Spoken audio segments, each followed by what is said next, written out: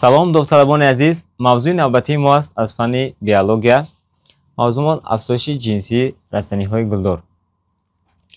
хоб мо дар дарси гузашта қайд карда будем ки растаниҳо бо ду роҳ метавонанд афзоиш кунанд: афзоиши ғайриҷинсӣ ва афзоиши ҷинсӣ.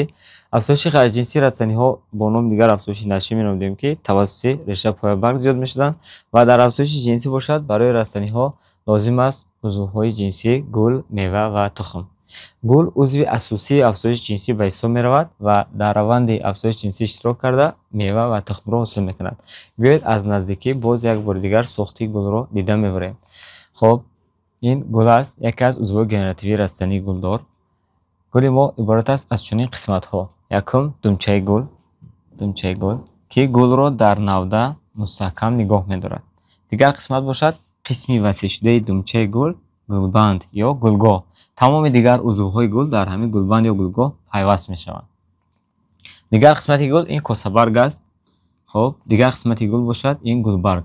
маҷмӯи косабаргҳо косагул ном дорад ва маҷмӯи гулбаргҳо бошад тоҷгул. дар якҷоги косагул ва тоҷгулро гулпӯш меноманд ки дар инҷо нишон дода нашудааст. хоб дигар қисмат гардон боз поячаи гардон ки дар якҷоги ном доранд гардбарг, узви ҷинсии нарина дар гул.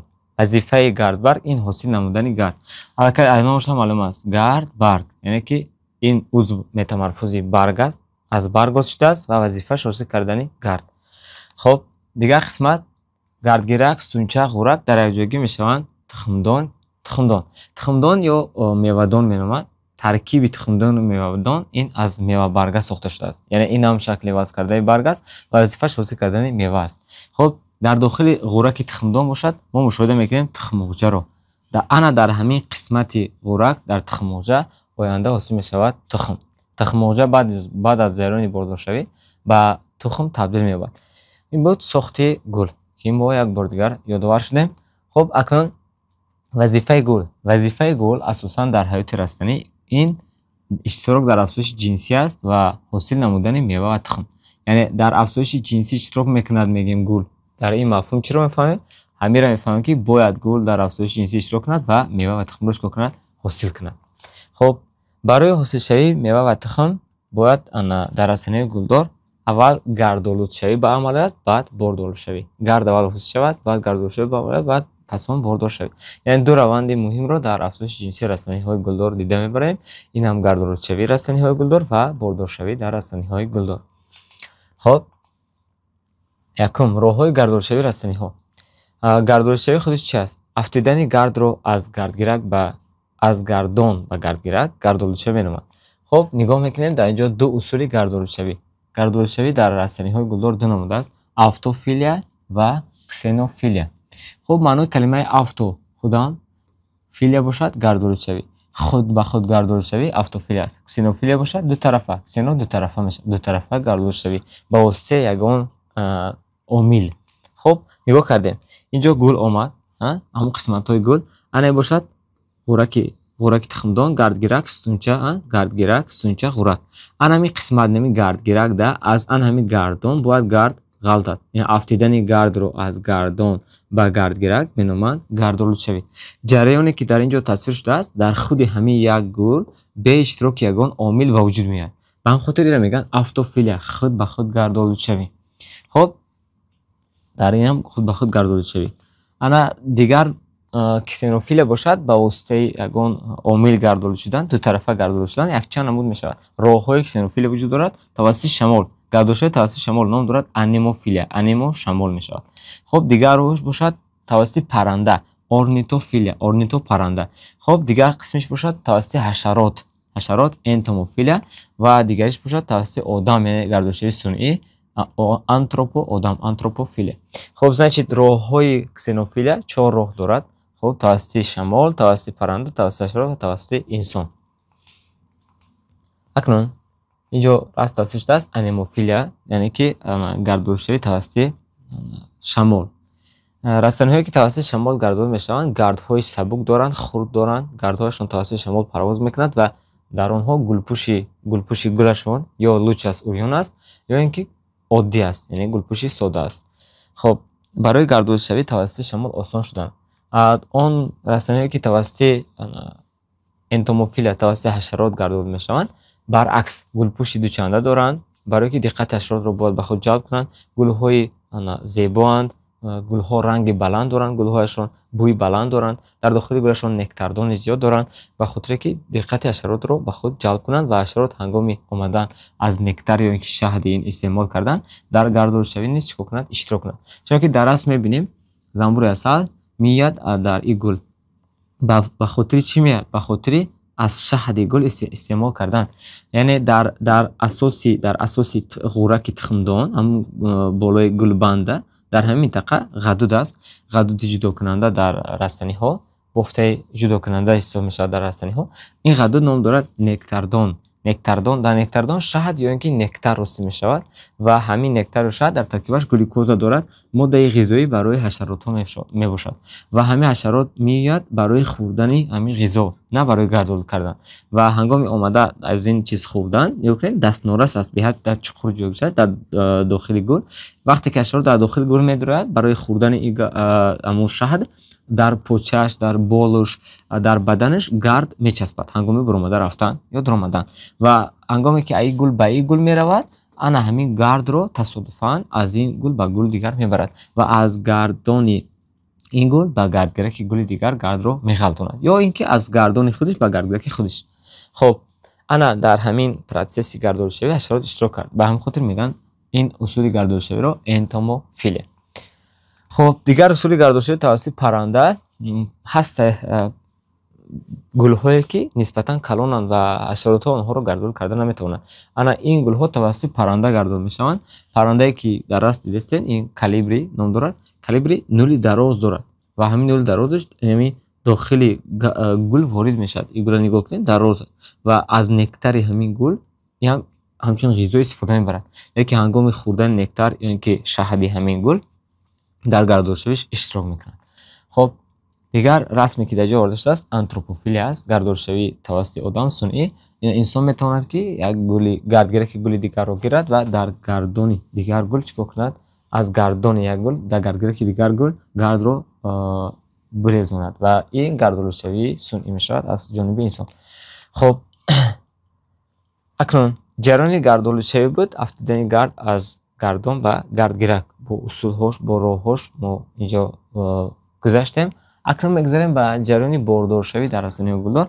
ما پیشتر تاکید کردیم که برای اون که رستنی گلدار افزایش کند گل از گل میوه تخموس شود، برای ما دو روند گفتیم لازم است، این گردول شوی و باردار شوی. باردار شوی گردول شوی رو گذاشتیم، اکنون باردار شوی در رستنی های گلدار این مخصوص باردار شوی است. باردار شوی دو چنده نام دارد. اولین مرتبه از جانب عالم نوشین پیشنهاد شده است، آموخته شده است. خب باردار شوی دو چنده در رستنی های گلدار کنیم ببینیم چه خیلی است. خب باردار شوی را آغاز میکنیم از جریان حاصل شوی گرد و حاصل شوی تخمونجره و پس آن آمیزشیابی اونها. خب نگاه میکنیم در اینجا تصور میکنیم که این گرد برگ است. گرد برگ است عضو جنسی مردانه در گل. علامتش میمونه تمام نمی نویسیم یک گونش علامتش اینه. این گرد برگ.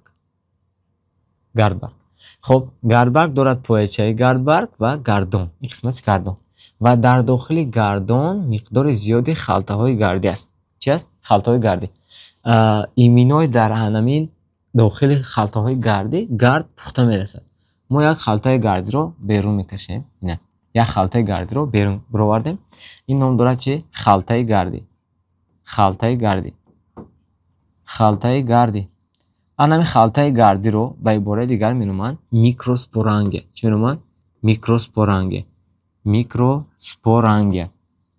برای چه خلطه گردی به عبارت دیگر میکروسپورانگه است؟ به خاطر که در داخل خلطه گردی حاصل میشود چی؟ گرد نام دیگرش میکروسپورا است. میکروسپورا یا گرد میگویند. به خاطر جایی که میکروسپورا یا گرد حاصل میشود میکروسپورانگه مینامند. معنی کلمه انگه میشود جوی. خلطه گردی یا میکروسپورانگه در داخل چی بوده است؟ گردون. ما از داخل گردون خلطه گردی رو بیرون کشیدیم رو بردیم. اکنون میبینیم که در داخل خلطه گردی یک حجره است، حجره ابتدایی با نام میکروسپوروسیت. این حجره چی مینامند؟ میکروسپوروسیت حجره ابتدایی داخل خلطه گردی نام دارد. خود خلطه گردی میکروسپورانگه، حجره که در داخل وی هست میکروسپوروسیت. микросепаразит маводи генетикаш дуен аст. акнун савол ба ман маводи генетики дуен чӣ маъно дорад? Дастаи диплоидии хромосомо, яъне дар дохили ҳамин микросепаразит ядро аст. дар дохили ядрои ҳамаи ҳуҷайраҳои организми зида хромосом аст. дар дохили ҳам хромосом аст ва ҳам хромосомо ҷуфт ҷойгирифтаанд, яъне диплоиданд, дастаи диплоидӣ доранд. Ба ҳамин хотир маводи генетики инро менависем диплоид мегӯем. خب خلاصه میکروسپاراسیت در داخل خلطه گردی تقسیم میشود برای میوز. با کدام رو تقسیم میشود؟ برای میوز و حاصل میکند 4 تا گرد یا اینکه میکروسپورا. همین 4 حجره که حاصل شد از میکروسپاراسیت، همین 4 حجره رو می‌نامند میکروسپورا یا گرد. از سبب اون که تقسیم شوی در اینجا گذشت برای میوز تقسیم شوی گذشت. حجره های حاصل شده یعنی گرد های حاصل شده میکروسپورا حاصل شده. مواد گنتیکشون چی است؟ این است. اما میو همشون گرد است. گرد یا اینکه میکروسپورا. اکنون جریانی که گرد همینجا حاصل شد، همین روند میگن، همین جریان میگن میکروسپوروگنز. خب در همینجا کدام روند گذشت؟ میکروسپوروگنز. و سوال میشه میکروسپوروگنز چیست؟ میکروسپوروگنز این روندی حاصل شوی گرد یا اینکه نام دیگر گرد چی بود؟ میکروسپورا. این روند حاصل شوی گرد یا میکروسپورا رو چی می‌نامند؟ میکروسپوروگنز می‌نامند. ما گرد رو حاصل کردیم، میکروسپورا رو چیکار کردیم؟ حاصل کردیم. گرد یا میکروسپورا حاصل کردیم. چی تقسیم شد؟ کدام حجره تقسیم شد؟ میکروسپاراسیت. با کدام رو تقسیم شد؟ میوز. چی رو حاصل کرد؟ میکروسپورا یا گرد رو در خلطه گردی حاصل کرد. تا اگر که با در عموم کرده گویم میکروسپوروگنز چیست؟ میکروسپورا گرد گنز روند حاصل شوی گرد است کو. لیکن اگر پورا کرده گویم میکروسپوروگنز این روندی تقسیم شوی میکروسپاراسیت برای میوز و حاصل شوی میکروسپورا یا گرد که در خلطه گردی و میکروسپارانگ میگذرد میکروسپوروگنز مینامند. این قاعده پورش. اکنون وقتی که میکروسپوروگنز گذشت و گرد ما حاصل شد، ما همین یک گرد رو ترسیم میکنیم. یک گرد ما اینه گرد یا اینکه میکروسپورا، گرد یا اینکه میکروسپورا یا اینکه گرد. انا میکروسپورا یا گرد ما مواد گنتیکی شبکه چی است همش؟ n. یاد چه برو وردیم بیرون. زشت از یک میکروسپاراسیت 4 تا گرد حاصل میشه. یک گرد رو برو وردیم. 4 تا میکروسپورا یا گرد. خب این یادرو دارد. یادروی این مواد گنتیکی چی است؟ n است. مواد گنتیکی یادرو n. و هیچ وقت دسته خروموسوم همون حجره یا یادرو گاپلوید باشد برای میوز تقسیم نمیشود. حتما برای میتوز تقسیم میشود. خب این تقسیم یادروی تقسیم میشود برای میتوز. یادروی گرد برای میتوز تقسیم میشود و دو یادرو است میکنه. دو یادرو است میکنه. اما دو یادرو با مواد گنتیکش n خودش باشد نابود میشه. اینجا هم حجره میکروسپاراسیت تقسیم شده بود، خودش نابود شده بود. خب یادرو نابود میشه و دو یادرو پیدا میشه در داخل یک گرد و این یادروها آینده در اطراف خودشون سیتوپلازم میگیرن و به چی تبدیل میشن؟ به حجره تبدیل میشن. یعنی در داخل گرد دو نمود حجره است. خب یکی از این حجره وگتاتیوی نام دارد و دیگری از حجره گنراتیوی نام دارد که در جریان باردارشوی اشتراک میکنند. حجره وگتاتیوی در جریان باردارشوی بعد گردآلودشوی گردنایچه حاصل میکنند. حجره گنراتیو باشد در جریان باردارشوی بعد گردآلودشوی حاصل میکنند نطفه یکم و نطفه دوم رو حاصل میکنند. خب اکنون انا بعد از اون که این روند گذشت الکی گرد حاصل شد. میکروسپوروگنز گذشت گرد حاصل شد. ما گرد دیدیم چی دارد درش. بعد گرد دو جلد هم دارد. جلد بیرونی گرد نام دارد اگزینه، جلد داخلیش نام دارد انتینه. جلد بیرونی گرد که اگزینه نام دارد بسیارتر غروشناک است. غروشناک است برای با پوی حشرات یا با بول حشرات با تنه حشرات چسبیدن. جلد داخلی باشد انتینه نام دارد که هموار است. خب اکنون بعد از اون که میکروسپوروگنز گذشت گرد حاصل شد، اکنون باید گرد با گردآلودشوی دچار شود که جریان گردآلودشوی را ما الکی پیشتر گپ زدیم. خب اکنون میگذاریم به دیگر قسمت عضو جنسی مادینه در گل. این تخمدان دارد سه قسمت گفتیم. خب گردگیرک، ستونچه و غورک. سه قسمت گردگیرک، ستونچه و غورک. خب اکنون گرد وقتی که در خلطه گردی پخته رسید میکروسپوروگنز گذشت، از آن همین خلطه گردی گردون میغلطد به کجا؟ به گردگیرک. وقتی که این اینجا میغلطد این جریان میگن گردآلودشوی. گردآلودشوی به عمل آمد. در داخل گرد چی بود؟ در داخل گرد دو تا حجره بود، حجره وگتاتیوی و حجره گنراتیوی. حجره وگتاتیوی گرد سبزش میکند و گردنایچه را حاصل میکند. حجره گنراتیوی گرد باشد توسط گردنایچه میآید و با دو حجره نطفه یکم و نطفه دوم چیکار میشود تقسیم میشود. значит جریان حسشوی نطفه یکم و نطفه دوم در گردنچه میگذشته است که این روند رو میگن میکروگامتاگنز. میکروسپوروگنز روند حسشوی گارد یا میکروسپورا بوده است. میکروگامتاگنز روند حسشوی نطفه یکم و نطفه دوم. لیکن روند حسشوی نطفه یکم و نطفه دوم این بعدی گاردولوچوی در گردنچه میگذشته است. گردنچه حسابی چی حس شد؟ حجره وگتاتیوی. حسابی حجره گنتیوی باشد نطفه ها حس شدن و در داخل گردنچه علاقه چی؟ علاقه دو نطفه، این نطفه یکم و نطفه دوم حرکت کرده اومده است. نطفه یکم نطفه دوم. خب اکنون انا دوامش در داخل غورک چی است؟ ما غورک داریم، دیواره بیرونی غورک آینده تبدیل می‌شود به میوه پرده. دیواره بیرونی آینده چی میشه؟ میوه پرده میشه. میوه پرده. لیکن از حساب دیواره داخلی غورک در داخل غورک واسه میشه تخم مرغ. چی واسه میشه؟ تخم مرغ. خب انا این تخم مرغ از دیواره داخلی غورک واسه میشه و همین تخم مرغ را بیرون تصریح میکنیم یک بار دیگر. اینا خب نام این تخم مرغ یا مگاسپورانگ. تخم مرغ چی؟ مگاسپورانگ. اکنون سوال میشه برای چی تخم مرغ؟ برای چی مگاسپورانگ؟ مگاسپورانگ به خاطر که در داخل این چی میشه؟ مگاسپورا آینده میشه. مگاسپورا انگ جای اوسیای مگاسپورا رو چی می‌نامند؟ مگاسپورانگ می‌نامند. تمام. برای چی تخم مرغ می‌نامند؟ بعد جریان باردارشوی از همین تخم مرغ تخم حاصل میشه. تخم مثلا ما میوه ها رو بسیار دیدیم، در داخل میوه ها تخم بسیار نه. مثلا میوه هست که یک تخمه، میوه هست که بسیار تخمه. همین در داخل میوه مقدار تخم چند تا بدنش وابستگی دارد از مقدار تخم مرغ در داخل چی؟ خوراک. خب تخم مرغ رو بردیم بیرون. تخم مرغ مگاسپورانگ مینامیم میشه. ما شرط دادیم که برای چی. اکنون در داخل تخم مرغ هست حجره ابتدایی. اگر حجره ابتدایی خلطه گردی میکروسپاراسیت نام داشت، حجره ابتدایی این نام دارد مگاسپاراسیت. مگاسپاراسیت هم مواد ژنتیکیش دوین است. مگاسپاراسیت نیز با روی میوز باید شود تقسیم شود. مگاسپاراسیت هم با روی میوز تقسیم میشود، لیکن سه حجره خرد و یک حجره کلان حاصل میکنند. سه حجره خردی حاصل شده این حجره های ردوکسیونیان باید نابود شوند. اینا به خاطر حاصل میشوند که فقط برای همین مواد ژنتیکی را برابر برای تقسیم کردن. تنچه ردوکسیونی میگیم یا نابود میشوند کمتر پس و خودشون که تقسیم شد نابود میشوند و همین یک حجره باقی مونده را میگن مگاسپورا. خب اینجا برای چی تقسیم شد؟ برای میوز. значит مگاسپاراسیت برای میوز تقسیم میشود و یک مگاسپورا با سه حجره دیگر را حاصل میکند. سه حجره نابود میشن، یک مگاسپورا باقی میماند. این جریان را مینامند مگاسپوروگنز. چی مینامند؟ مگاسپوروگنز. تصور کنید در بالا ما چی داشتیم؟ میکروسپوروگنز. در پایین چی داره؟ مگاسپوروگنز. در جریان میکروسپوروگنز از یک میکروسپاراسیت چند تا چوس میشه؟ چند تا گاردیو میکروسپوروس میشه؟ 4 تا. انا اینجا باشد از یک مگاسپاراسیت یک تا چوس میشه؟ یک تا مگاسپوروس میشه. برای که سه تا دیگه حجره های ردوکسیونی گفتیم نابود میشوند. خب اینم یک چیز باقی موندگی میشود مگاسپورا. تمام. اکنون کمتر پس نه یک برگه تصمیم میکنیم تخم مرغ یا مگاسپورانگ. کمتر پس همین مگاسپورا خودش سبزیش میکند. این مگاسپورا این یکمیش این تخم مرغ، دومیش علاقه مگاسپورا سبزیده به خلطه جنین تبدیل مییابد. مگاسپورا میسازه به چی تبدیل مییابد؟ به خلطه جنین. خلطه جنین مواد ژنتیکیش این به خاطر که مگاسپورا مواد ژنتیکیش چی بود؟ این بود، گاپلوید بود.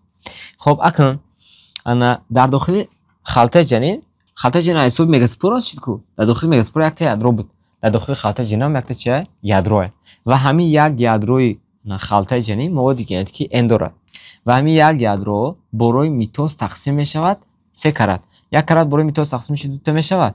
چه میتوز یک ام یک گویم. وقتی که با میتوز دویم کرات برای میتوز تقسیم شد این 2 تا ابراد می شود چند تا؟ 4 تا. همش مواد ژنتیکیش چه ان میتوز دگذر. انا کمتر پس میتواند که ایو با یک بردگاه برای میتوز، یعنی که 3 کرات گفتم کو میتوز 1 میتوز 2 و میتوز 3 کرات تقسیم شدن. سیم وقتی سیم کرات تقسیم شدن در علاقه حجره چند تا میشوند؟ یادروها چند تا میشوند؟ 8 تا. و یادروهای پیشینه تقسیم شوند همشون چی میشوند؟ نابود میشوند و در آخر در داخل خلطه جنین که از مگاسپوروس شده بود چند تا 8 دونه یادروس میشه. 8 دونه چی؟ 8 دونه یادرو. و این 8 دونه یادرو از روی جایگیرشوی یا کمتر فرق میکنه. 8 دانه یادرویی که ما درست کردیم، یک قسمت یادروها در بالا جایگیر میشن، یک قسمت یادروها در کجا؟ در پایان. یعنی تصور کنید حاضرش این 8 یادرو در قسمت مابین است. 8 یادرو در قسمت مابین. ببینید خلطه جنینی رو ما کور کردیم. این خلطه جنینی 8 یادرو، از 8 یادرویی که در مابین بود کو 3 تاش میرود در بالا، 3 تا دیگه‌اش میرود در پایان و 2 تا دیگه‌اش باشد در مرکز. 2 تا دیگه‌اش در مرکز. حالا که ما یادروها رو چیکار میکنیم؟ یادروها رو کور میکنیم. یادروها رو این یادروها حالا که جایگیرشویشون در کجا شد؟ در قطب‌ها و در مرکز. خب یادروها همش ما دیدیم که چی است؟ این است این و این یادروها کمتر پس اطراف خودشون سیتوپلازم وصل میکنن و تبدیل میشن به چی؟ به حجره. 3 حجره در بالا، 3 حجره در پایان، یعنی 3 حجره در پایان و 1 حجره در کجا؟ در مرکز. تمام. 1 حجره مرکزی حسابی یک جایشوی 2 یادرو است شده است. برای همین این حجره کلون مرکزی نام دارد، برای که نسبتا کلون است. حجره کلون مرکزی است و مواد گنتیکش دوین است. دیپلوید. برای چی؟ برای که 2 یادروی گاپلوید یک جای شده حاصل کردن کو ان گاپلوید میشه دیپلوید. لیکن حجره در بالا مونده گاپلوید میشن، حجره در پایین مونده گاپلوید میشن. و حجره که در قسمت بالا هستند این حجره رو میگن آنتیپود. چی میگن؟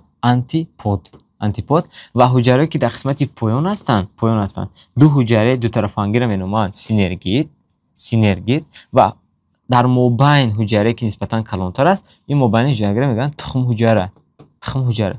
یعنی تخم حجره واسه شد. ما جریان آسیایی تخم حجره رو دیدیم. پس سوال میشه جریان آسیایی نطفه مگا گامتاگنز بود. جریان آسیایی تخم حجره یگان نام دارد. همین روندی که خلطه جنینی حاصل شده 8 یادروگرد تقسیم یافت و یک از یادروها آینده تخم حجره تبدیل یافت، همین جریان میگن مگا گامتاگنز. یعنی روند آسیایی چی؟ تخم حجره. مگا گامتاگنز چی بود است؟ روند آسیایی تخم حجره رو مگا گامتاگنز مینامند. یعنی ما در جریان میکروسپوروگنز و میکروسپوروگنز و میکروگامتاگنز در دیدیم که در داخل گردان و در داخل گرد چیست می شود؟ در جریان میگا سپوروگنز و میگا گامتاگنز باشد در پایان دیدیم که چی حادثه به وجود میاد. خب یک بار دیگه نظر میکنیم. خب ما میکرو سپوروگنز گذراندیم. چیست کردیم؟ گرد کردیم. ما میکرو گامتاگنز گذراندیم. چیست کردیم؟ نطفه یکم و نطفه دوم کردیم. ما میگا اول میگا سپوروگنز گذراندیم. چیست کردیم؟ میگا سپوروز کردیم و ما میگا گامتاگنز گذراندیم. چیست کردیم؟ تخم حجره. یعنی کنش نیتوک از ما 2 نطفه داریم و چی؟ یک تخم حجره. تمام. خب اکنون میبینیم که جریان برداشت‌های چه خیلی میگذره. خب یک بار ایره کور میکنیم در اینجا جریان رو فهمو ما چی داریم و چی حاصل کردیم همش فهمو. اکنون میبینیم که یک بار دیگه جریان برداشت‌های چگونه میگذرد. خب تصور کردیم که این گرد گیرک هست. اینه گرد گیرک ستونچه و این باشد چی؟ غورک قسمت نسبتا کلان تصویر میکنیم برای برداشت‌های رو خشوتر دیدن. خب این غورک اکنون گرد وقتی که حاصل شد آمده در همین گردگیرک چی شد؟ افتید و گردگیرک یک خصوصیت دارد که نمناک و حجره های وگتاتیوی گرد را برای سبزیدن شرایط مساعد میکنه. حجره وگتاتیوی گرد میسبزند و گرنایچه را حاصل میکنه. اینا گرنایچه را حاصل کردن. از قفای این باشه حجره گنراتیوی اومده بعد نطفه یکم و نطفه دوم چیدن تقسیم شدن. این نطفه یکم اینا N1، این نطفه دوم N2 تقسیم شدن. تمام.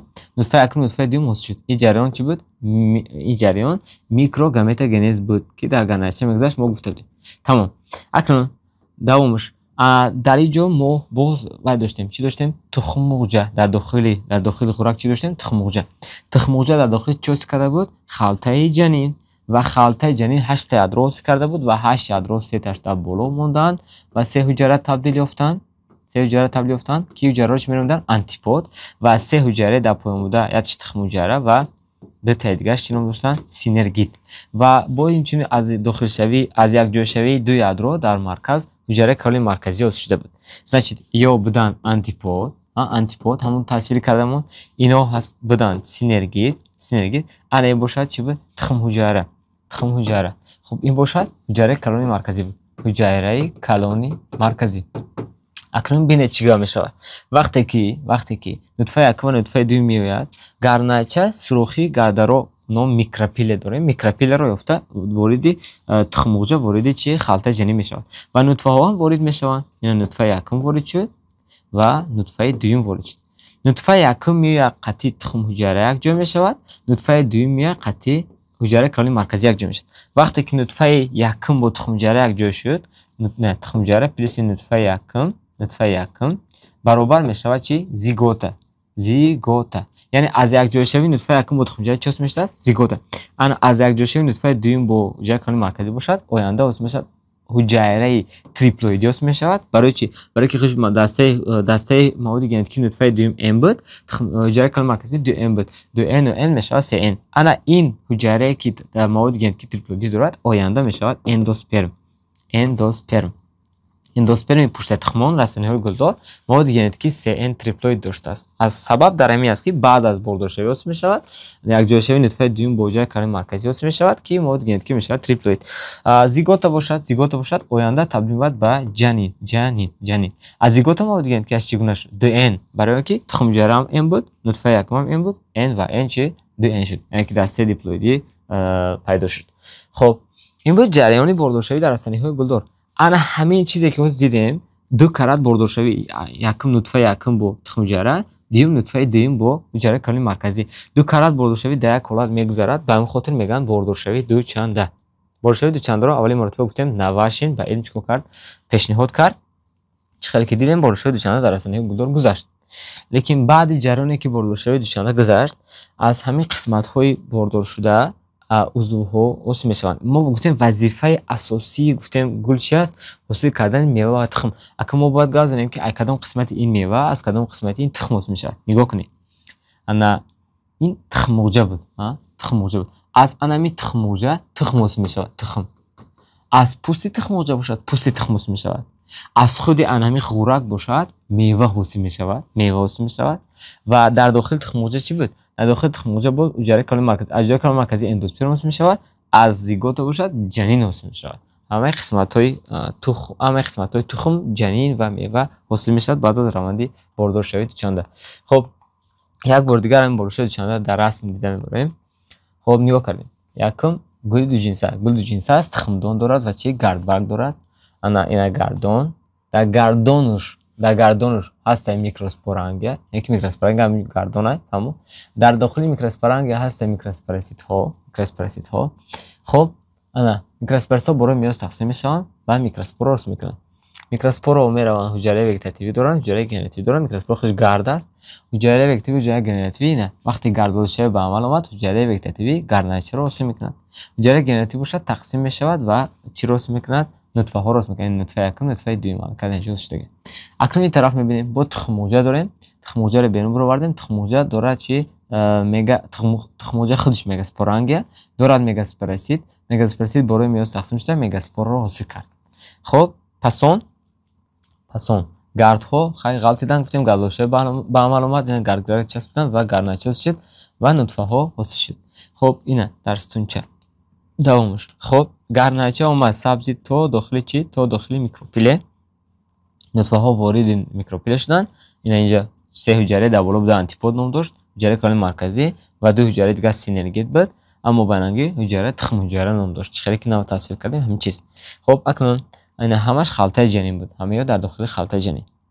ана ядроҳои нутфа энанд маводи генетикиш. хоб ядрои тухмҳуҷра маводи генетикиш н аст. ана баъд аз ина ки бордоршавӣ мегузарад, нутфаи якум бо тухмҳуҷра, нутфаи дуюм бо ҳуҷраи калони марказӣ якҷо мешавад. баъди бордоршавӣ аз якҷоишавии нутфаи якум бо тухмҳуҷра ҳосил мешавад зигота. аз якҷоишавии нутфаи дуюм бо ҳуҷраи калони марказӣ ҳосил мешавад ядрои эндосперм. ядрои эндосперм ки маводи генетикаш чи аст? 3n. ядрои зигота хай 2n. акнун аз зигота ҷанин ҳосил мешавад. бинед худи тухмуғҷа бошад, тухм ҳосил мешавад. эндосперм аз ҳисоби инами ядрои эндосперм ҳосил мешавад ва пӯсти тухм бошад, аз пӯсти тухмуғҷа ҳосил мешавад. гуфтем و وقتی که تخم سبزیش میکند آینده با حاصل میشود با همون رستنی و همین سیکل باز تکرار میاد، رستنی افزایش جنسی میکند. با این راه رستنی افزایش جنسی میکند و میوه تخم را حاصل میکند در گل. این بود باردارشوی دوچندان در رستنی های گلدار. تشکر بر دقتتان.